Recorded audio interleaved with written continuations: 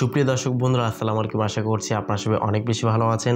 তো আজকের এই ভিডিওতে বেসিক্যালি আমরা স্যামসাং গ্যালাক্সি A56 স্মার্টফোনকে ফুল রিভিউ করব। ফোনটি কিন্তু আপকামিং অলরেডি বিভিন্ন ওয়েবসাইটে কিন্তু লিস্ট করা হয়েছে এবং লিক্স কিন্তু পেয়ে গেছি আমরা।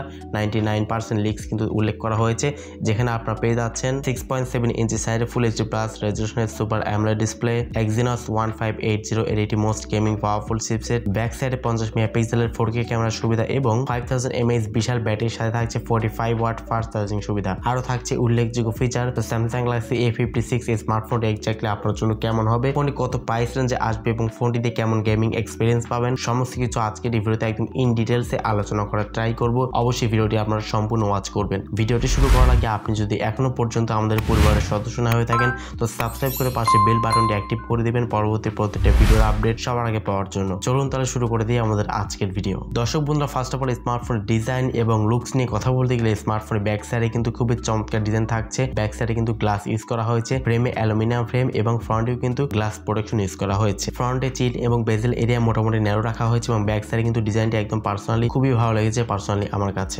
স্মার্টফোন ডিসপ্লেতে ইউজ করা হয়েছে 6.7 ইঞ্চি সাইজের একটি ফুল এইচডি প্লাস রেজোলিউশনের সুপার অ্যামোলেড ডিসপ্লে ইউজ করা হয়েছে। ডিসপ্লেতে পেয়ে যাচ্ছেন 120 হার্জের এটি রিফ্রেশের সুবিধা, HDR10+ সাপোর্টেড এবং 1000 নিট স্পিক ব্রাইটনেস সুবিধা এখানে পেয়ে যাচ্ছেন এবং অলওয়েজ অন ডিসপ্লে সুবিধা কিন্তু পাচ্ছেন স্মার্টফোনটিতে। ওয়ার্নিং গোরিলা গ্লাস ভিক্টাস প্লাসের প্রোটেকশনও কিন্তু পেয়ে যাচ্ছেন স্মার্টফোনটিতে। তো ডিসপ্লে কোয়ালিটি কোনো প্রকার সমস্যা হবে না, ফুল এইচডি প্লাস থাকছে এবং সুপার অ্যামোলেড, যেহেতু স্যামসাং এর ডিসপ্লে কিন্তু এমনিতে অনেক বেশি ভালো হয়ে থাকে এবং এই ফোনটি কিন্তু আউটডোরে ডিরেক্ট সানলাইটে ফোনটিকে ইউজ করার সময় কোনো প্রকার শার্পনেস জন্য কোনো প্রকার কিন্তু সমস্যা হবে না এবং ব্রাইটনেস জন্য কোনো প্রকার সমস্যা হবে না। ফোনটির পারফরমেন্স সেকশনে ইউজ করা হয়েছে Android 15 এর সুবিধা, One UI 7 ইউজ করা হয়েছে। চিপসেট হিসেবে থাকছে Exynos 1580 এর একটি 4 ন্যানোমিটারের ফেব্রিকেশনে বিল্ড করা একটি মোটামুটি মানে চিপসেট ইউজ করা হয়েছে এবং জিপিইউ হচ্ছে Exclip 540। Exynos 1580 এই চিপসেটটি কিন্তু মোটামুটি মানে একটি চিপসেট বলতে পারেন, খুব বেশি ভারী কোনো চিপসেট এমনটা মোটেই না। ফ্রি ফায়ারের মতো গেমসগুলো মোটামুটি ভালো মতো খেলতে পারবেন, বাট আসলে পাবজি খেলতে গেলে অবশ্যই প্রচুর পরিমাণে হ্যাং লেগে শিকার কিন্তু আপনাকে হতে হবে। ব্যাপারটা অবশ্যই আপনাকে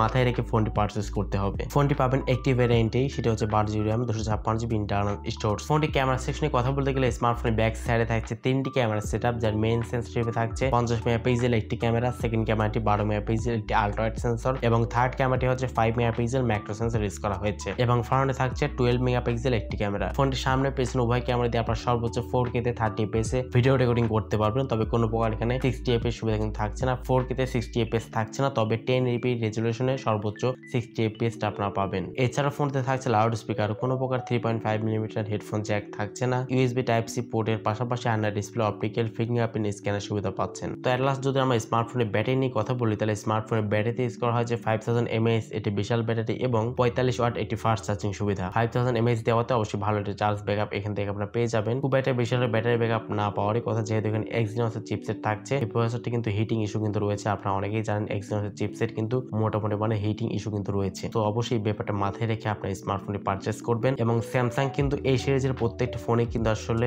Exynos এর চিপসেট কিন্তু ব্যবহার করছে। এখানে অ্যাটলিস্ট MediaTek Dimensity সিরিজের কোনো একটি প্রসেসর ইউজ করলে অবশ্যই আরেকটু ভালো হতো। যাই হোক, যেহেতু এই স্মার্টফোন এখনো পর্যন্ত আপকামিং রয়েছে, তবে আমার মনে হচ্ছে ফোনটির প্রাইসটি হতে পারে সম্ভবত 50,000 টাকার নিচে, আন্ডার 50K প্রাইস সেগমেন্টে স্মার্টফোনটি লঞ্চ হতে পারে। তবে কবে লঞ্চ হবে এ ব্যাপারে কনফার্ম কোনো লিক্স পাওয়া যায়নি, তবে আশা করা যাচ্ছে ঈদের আগে এই স্মার্টফোনটি কিন্তু বাংলাদেশের বাজারে অফিসিয়ালি লঞ্চ করা হবে। তো এই প্রাইস সেগমেন্টে স্যামসাং গ্যালাক্সি A56 স্মার্টফোনটি আপনার কাছে কেমন লাগলো কমেন্ট সেকশনে আপনার মূল্যবান মতামত অবশ্যই জানাবেন। তো আজকের মতো এই পর্যন্তই। আল্লাহ হাফেজ, আসসালামু আলাইকুম রহমতুল্লাহ।